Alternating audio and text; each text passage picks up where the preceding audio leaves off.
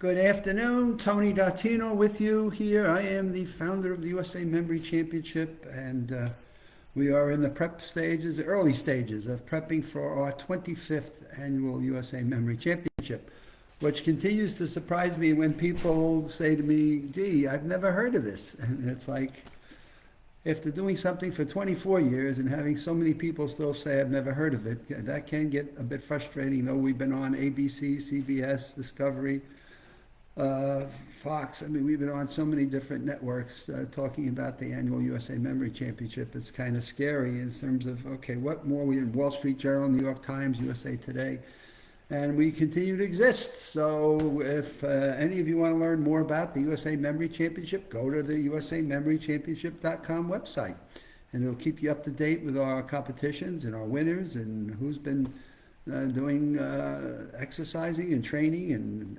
education is available, and off we go. But for today, I want to wish everybody a happy holiday and everybody is safe and sound. As I went about some shopping today, I was wonderfully pleased with how small the crowds were. The stores were not very, very busy, so I had a wonderful day doing a couple of Christmas decorations I want to put out on the front yard and doing some gifting, and it was a nice morning. I had a good time with it. So, but today I want to talk to you about an article in the November 18th issue of New Scientist magazine. There it is, New Scientist magazine, and there's a little piece up here, little piece up in this section here, and I'll read that to you. It says, how a few minutes of exercise can turbocharge your health. So I can't wait to read this, and I say, wow, that sounds like a pretty good deal. I go out and run 30 minutes 3 times a week, and if I can do this in less minutes, boy, I'm interested in how I can turbocharge my health. So I read this article with a bit of interest personally to say, wow, how can I save 90 minutes of running versus a few minutes? So the headline talks about 3.5 minutes of intense activity may keep your heart healthy. So again, it's intriguing in terms of the front cover, right? Front cover, and then you look here at the inside and you say, God, what's going on here? Doing just a few minutes of vigorous exercise per day is linked with a lower risk of heart attacks and strokes, particularly among women. Now, I'll get to what they explain later, and I think it can almost upset a few people, it can infuriate others, but it's like, huh? Not in today's day and age. So it's always interesting as I read some of these science articles, where they're coming from and who's writing, who's doing the research, and who's doing the report. So let's keep going. Unplanned activity. So if you're not regularly exercising, they're suggesting that unplanned activities like running for a bus, running up a bunch of steps, doing gardening or household chores suggest that people don't need to go to a gym to improve their health, says the University of Sydney in Australia. So here we begin to get to see who's doing some of this work. So it comes out of Sydney, Australia. And the benefits were greatest among women who reported doing no planned exercise, but were seen to a lesser extent in men and women who were regular exercisers. So that's an interesting comment. Well, if I haven't exercised and I run up some steps or I do out and do some gardening for 3.5 minutes a day, man, I get a benefit. And what I always say is, like what? Something is better than nothing. And more of our science is telling us that movement of any kind, 5 minutes of a walk, all beneficial to us. So the amount of research being done on exercise and its impact on memory and our cognitive function and our long-term mental health is just endless. And so it's great to see so much research is being done. But here this University of Sydney in Australia comes back and says physical activity has a host of health benefits, which we've been talking about now for the last year. It includes to reduce the risk of a heart attack or heart disease, dementia, and weight gain. So when we think about dementia, we think about our mental functions. We certainly want to minimize our risk of dementia. In my years of experience, there's nothing more sad than visiting a memory care unit of an assisted living center where people have lost who they are and who they're able to communicate with and what it was that they did, and even sometimes what their name, and the saddest part is who their husband or spouse was or who their family members are. Most guidelines say we should aim for much longer periods than a few minutes a day, often recommending something from 75 to 150 minutes.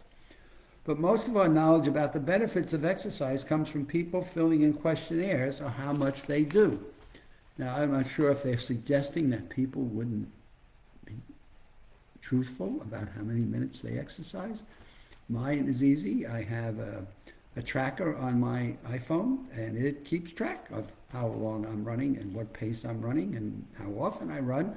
So I get a daily, weekly, monthly, and yearly even report on how many minutes of exercise I've done, how fast and what pace I was able to run, and how I compare year to year, month to month, and week to week. The colleagues that did this research, in which thousands of people were asked to wear trackers called accelerometers, their health was then monitored for 8 years. So that is significant. So we have to, God, 8 years of doing this study, I think is significant. And I think we have to commend the University of Sydney for taking a study and going that long. The team was interested in people who reported that they normally carried out no deliberate exercise at all. And that's a little bit sad, because we're looking for people who don't exercise and maybe trying to encourage them to do something, and then just tell them, walk up a flight of stairs and go out and do some gardening, and you've met your exercise goals. The tracking devices showed that some of these people did experience vigorous physical activity, possibly from climbing steps. So they don't know what these people did, but what they do know is that they did show on their trackers signs of intense physical activity, which was a good thing. Not sure how they tracked how long it was, but they go on to conclude here. Among the women in this group, so these people that did this for 8 years, the woman who averaged 3.5 minutes a day had nearly half the risk of experiencing a cardiovascular event, a heart or a stroke issue, of those who got versus those who did nothing.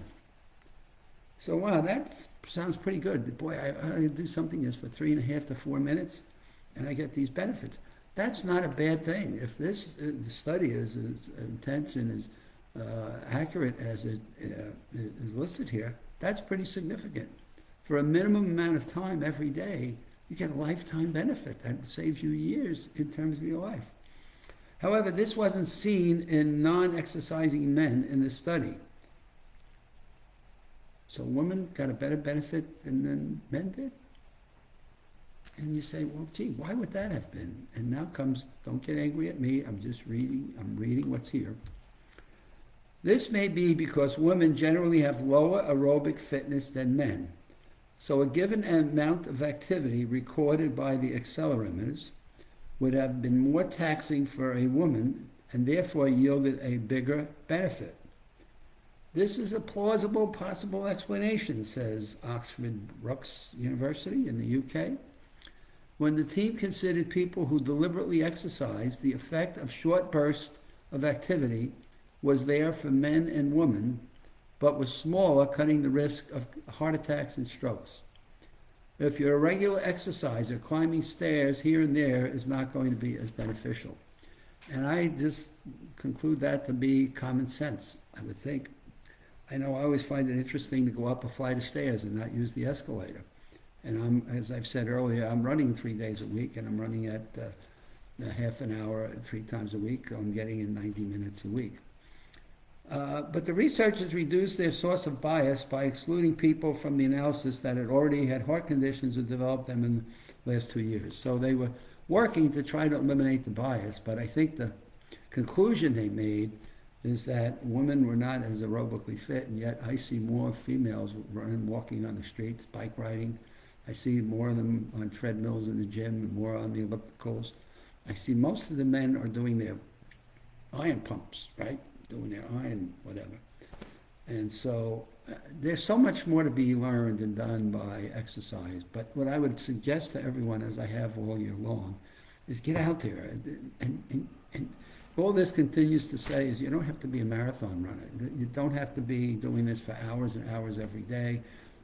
Anything that you can do to get yourself moving and build up your heart rates to some level would all be beneficial. And of course, as always, you always need to at least make sure you periodically check in with your doctor, and I'd say periodically. Some people it may be 3 times a year, some may be twice, some may be annual, but you want to always get some professional guidance to some of the adjustments that you make that may concern you, cause you to worry. We certainly don't want people going out there and overexerting themselves and winding up with heart attacks, or strokes, or decreases in mental function.